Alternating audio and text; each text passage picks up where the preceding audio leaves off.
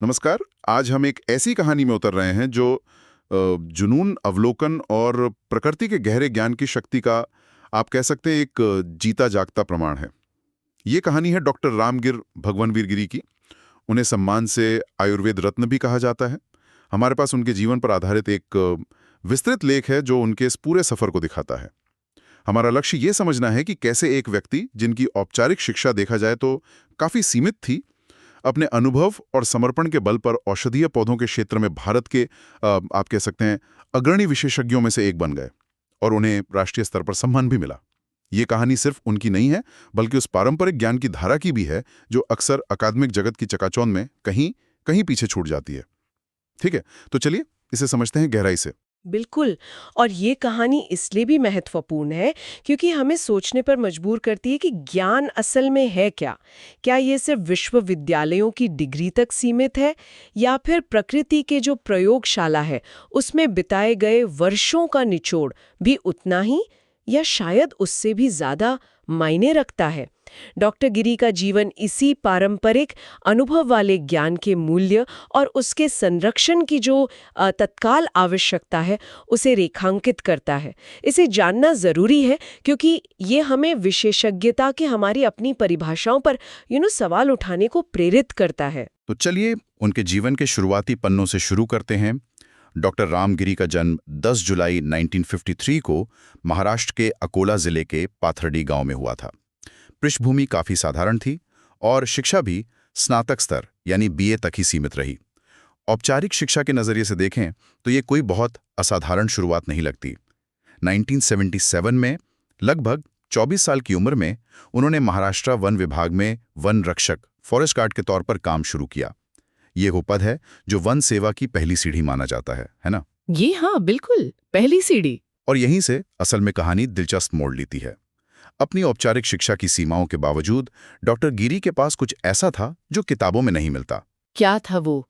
एक अविश्वसनीय याददाश्त, पैनी नजर और पौधों को समझने की एक सहज प्रतिभा।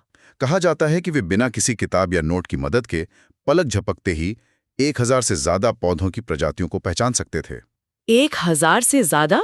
ये तो कमाल है। हाँ, और सिर्फ पहचानना ही नहीं, बल्कि उनके औषधीय गुण, इस्तेमाल करने के तरीके और उनसे होने वाले फायदों के बारे में भी विस्तार से बता सकते थे। वाह! यहाँ बात वाकई दिलचस्प हो जाती है। यहाँ दिलचस्प बात यह है कि ये जो ज्ञान था, ये पूरी तरह से अवलोकन और अनुभव पर आधारित था।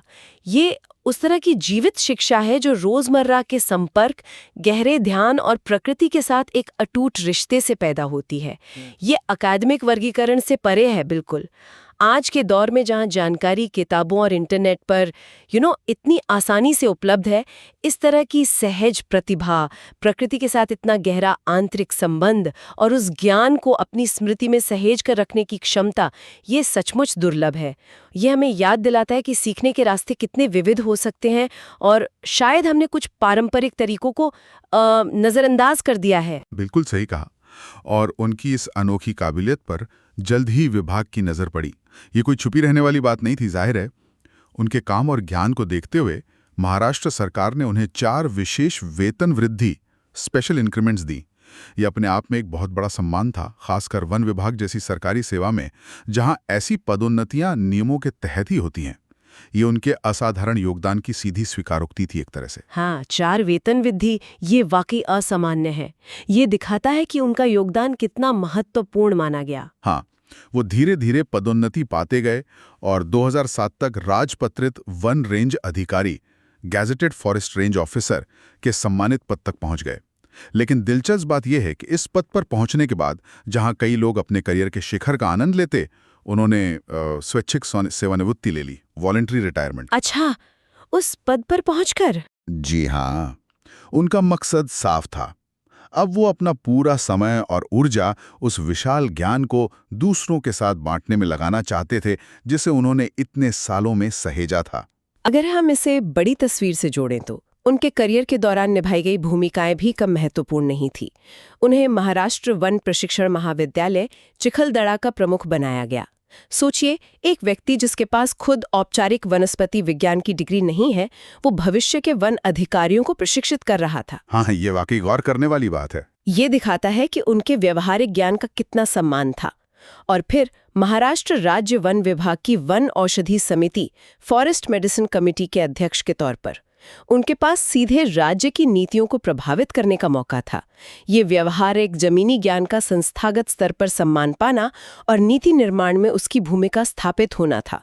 ये पारंपरिक ज्ञान को औपचारिक सिस्टम में एकीकरण करने की दिशा में मुझे लगता है एक महत्वपूर्ण कदम था। बिल्कुल, लेकिन शायद डॉक्टर गिरी का सबसे स्थायी और कह सकते हैं अभूतपूर्व योगदान रहा है महाराष्ट्र की औषधीय संपदा का दस्तावेजीकरण, डॉक्यूमेंटेशन। उन्होंने एक विशाल बीड़ा उठाया, महाराष्ट्र के हर जिले और तालुका का दौरा करके वहां पाए जाने वाले दुर्लभ और महत्वपूर्ण औषधीय पौधों का विस्तृत ऑडियो वीडियो रिकॉर्ड तैयार करना। हर जिले और तालुका का ये तो बहुत बड़ा काम है। हाँ, बहुत बड़ा। और नतीजा 41 व्यापक ऑडियो वीडियो सीडीज का एक संग्रह। इसमें न केवल पौधों की पहचान है, बल्कि उनके उपयोग, स्थानीय नाम और दूसरी महत्वपूर्ण जानकारियां भी शामिल हैं। ये सिर्फ एक रिकॉर्ड नहीं, बल्कि आने वाली पीढ़ियों, शोधकर्ताओं, आयुर्वेद के छात्रों और चिकित्सकों के लिए एक अमूल्य खजाना है। आप कल्पना कर सकती हैं इस काम के पैमाने की? यकीनन ये तो एक राष्ट्रीय धरोहर जैसा है। सही कहा। और इस असाधारण काम और उनके अन्य योगदानों के लिए उन्हें राष्ट्रीय स्तर पर कई पुरस्कारों से नवाजा गया। जाहिर है, इतना बड़ा काम अनदेखा नहीं रह सकता था। जैसे कि भारत सरकार का प्रतिष्ठित राष्ट्रीय वन उपयोगिता पुरस्कार, नेशनल फॉरेस्ट यूटिलिटी अवार्ड, उन्हें मिला। इसमें स्वर्ण और रजत पदक के साथ नकद इनाम भी शामिल था।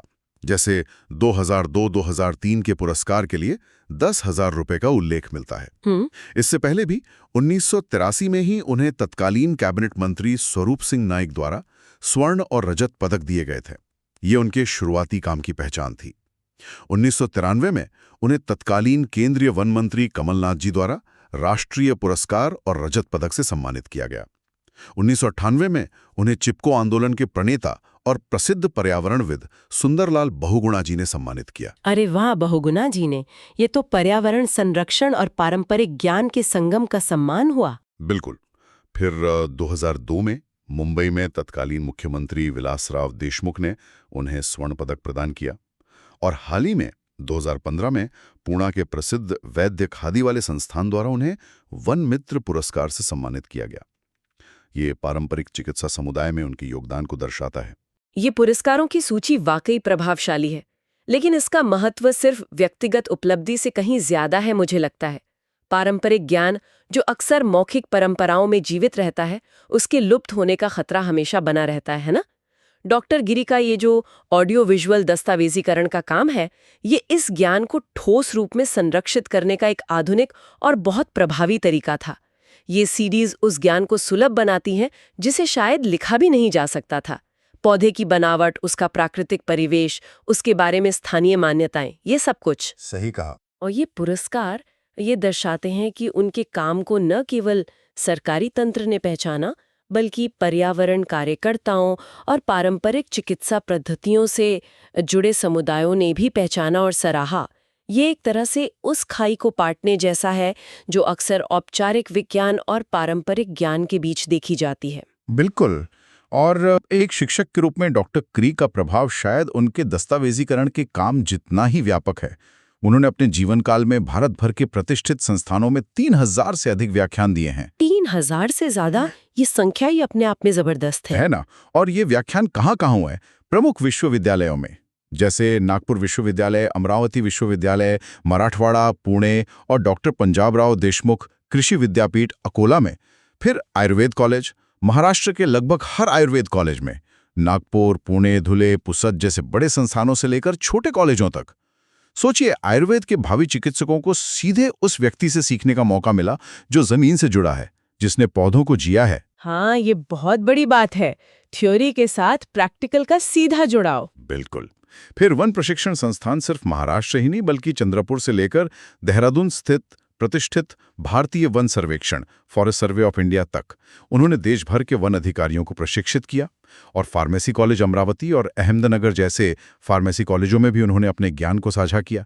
और सबसे हैरान करने वाली बात क्या है, वे फील्ड बॉटनी और फार्मेसी मतलब फार्माकोग्नसी से जुड़े विषय बिना किसी नोट्स या लिखित सामग्री के पढ़ाते थे। क्या बात है, बिना नोट्स के? जी हाँ, सब कुछ उनकी जबरदस्त याददाश्त और पौधों की गहरी समझ पर आधारित था। छात्र बताते हैं कि क्लास में ऐसा लगता था मानो वे किसी जीवित विश्वकोश से पढ़ रहे हों। अविश्वसनीय। उनका ज्ञान सिर्फ कक्षाओं और सेमिनारों तक ही सीमित नहीं रहा। ऑल इंडिया रेडियो के नागपुर और पुणे केंद्रों से उनकी एक रेडियो श्रृंखला प्रसारित होती थी। उसका शीर्षक था वन औषधि उपयोगिता। यह कार्यक्रम बेहद लोकप्रिय हुआ और इसने महाराष्ट्र और आसपास के राज्यों के लाखों घरों तक औषधीय पौधों के पारंपरिक ज्ञान को पहुंचाया। ये जन जागरण का एक शक्तिशाली माध्यम बना। हाँ, रेडियो की पहुंच तो बहुत ज्यादा होती है, खासकर उन इलाकों में भी जहाँ शायद दूसरी चीजें ना पहुंचे। बिल्कुल, लिखने के क्षेत्र में भी उनका योगदान महत्वपूर्ण है। उनकी कुछ प्रमुख प्रकाशित रचनाएं हैं। एक है मेलघाट के औषधीय पौधे, medicinal plants of Melghat. Melghat, जो अपनी समृद्ध जैव विविधता के लिए जाना जाता है, वहां के औषधीय पौधों पर यह एक महत्वपूर्ण गाइड है। दूसरी, वन्यजीव सूचना पुस्तिका, वनों और वन्यजीवों से जुड़ी बुनियादी जानकारी का संकलन। और एक किताब जिस पर वो शायद काम कर रहे थे या प्रकाशित हो चुकी हो, विदर्भ के औषधीय पौधे और उनके उपयोग।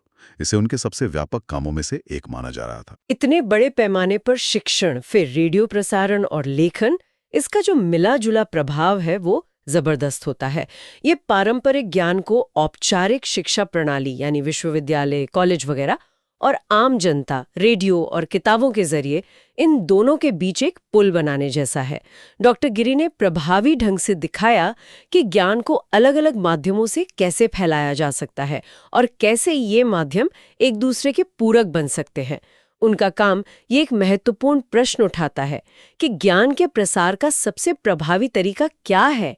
क्या सिर्फ अकादमिक प्रकाशन पर्याप्त है, या फिर डॉक्टर गिरी जैसे लोगों के बहुआयामी दृष्टिकोण की हमें ज्यादा जरूरत है, जो कक्षा से लेकर रेडियो तक और किताबों से लेकर खेतों तक हर जगह ज्ञान को पहुंचा सके? बहुत अहम सवाल है ये।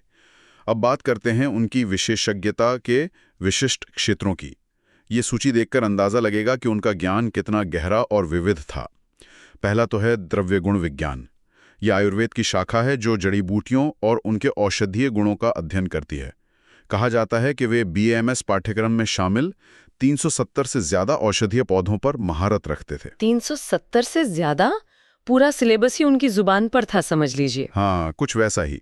फिर वैदिक वनस्पति विज्ञान, यानी प्राचीन वैदिक ग्रंथों में वर्णित पौधों और उनके महत्व की गहरी समझ।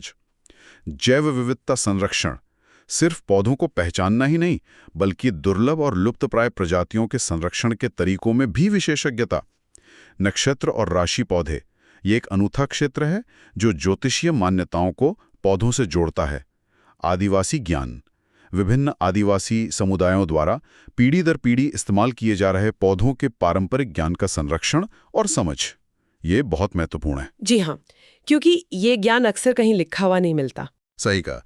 फिर रोग विशिष्ट पादप चिकित्सा, किस बीमारी के लिए कौन सा पौधा या उसका संयोजन उपयोगी हो सकता है, इसका व्यावहारिक ज्ञान। और आखिर में पौधों की खेती और संरक्षण, औषधीय पौधों को उगाने और उनकी देखभाल करने की तकनीकें। तो इस सब का क्या मतलब है? आज 70 वर्ष से अधिक आयु में भी डॉक्टर रामगिरी औषधीय पौधों के एक चलते फिरते विश्वकोश की तरह हैं। उनकी क्षमता पौधों को देखते ही पहचान लेना, उनके गुण बताना और बिना किसी किताब या कंप्यूटर की मदद के सलाह देना, उन्हें छात्रों, शोधकर्ताओं, वन अधिकारियों और चिकित्सा समुदाय के बीच एक किंवदंती, एक लेजेंड बनाती है। उनकी कहानी पारंपरिक ज्ञान की गहराई और आधुनिक समय में उसकी प्रासंगिकता का एक शक्तिशाली उदाहरण है। उनकी विशेषज्ञता की व्यापकता सच में चकित करने वाली है।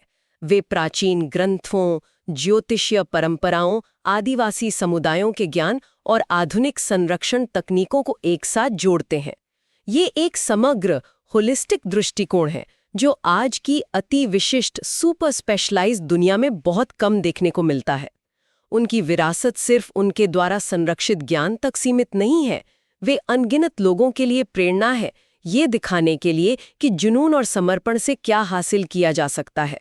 उन्होंने न केवल ज्ञान का संरक्षण किया, बल्कि उसे फैलाकर हजारों छात्रों और अपने ज्ञान से लाभान्वित होने वाले लोगों के माध्यम से सार्वजनिक स्वास्थ्य और पर्यावरण संरक्षण पर भी अप्रत्यक्ष रूप से गहरा प्रभाव डाला है। वे इस बात का जीवंत प्रमाण है कि सच्चा ज्ञान किसी डिग्री या औपचारिक पद का मोहताज नहीं होता। डॉक्टर गिरी का सफर वाकई ये साधारण है। पाथर्डी गांव के एक लड़के से आयुर्वेद रत्न तक, एक साधारण वन रक्षक से राष्ट्रीय स्तर के विशेषज्ञ तक। ये कहानी हमें बताती है कि अगर किसी चीज के प्रति सच्चा जुनून, गहरी अवलोकन क्षमता और अथक समर्पण हो, तो कोई भी व्यक्ति औपचारिक शिक्षा की सीमाओं को पार कर विशेषज्ञता के शिखर तक पहुंच सकता है। और ये हमें एक जरूरी और विचारोत्तेजक प्रश्नों पर लाकर छोड़ता है, जो सीधे स्रोत सामग्री से उभरता है। आज का समाज जो औपचारिक वैज्ञानिक प्रणालियों पर इतना ज्यादा निर्भर है, वो डॉक्टर गिरी जैसे लोगों के गहरे अनुभव आधारित पारंपरिक ज्ञान को बेहतर ढंग से कैसे पहचान सकता है, उसे कैसे सम्मान दे सकता है और उसे चिकित्सा, संरक्षण और शिक्षा जैसी मुख्य धारा की प्रणालियों में एकीकृत इंटीग्रेट कैसे कर सकता है। भविष्य के डॉक्टर गिरी जैसे लोगों को, जो शायद आज किसी दूर दराज के गांव में प्रकृति से सीख रहे हों, उन्हें खोजने, प्रोत्साहित करने और उनके ज्ञान का लाभ उठाने के लिए हमें किन नए तंत्रों या शायद सोच में बदलाव की जरूरत है। ये महज एक एकेडमिक सवाल नहीं है, बल्कि ये हमारी साझी विरासत और भविष्य के लिए मुझे लगता है बहुत महत्वपूर्ण है।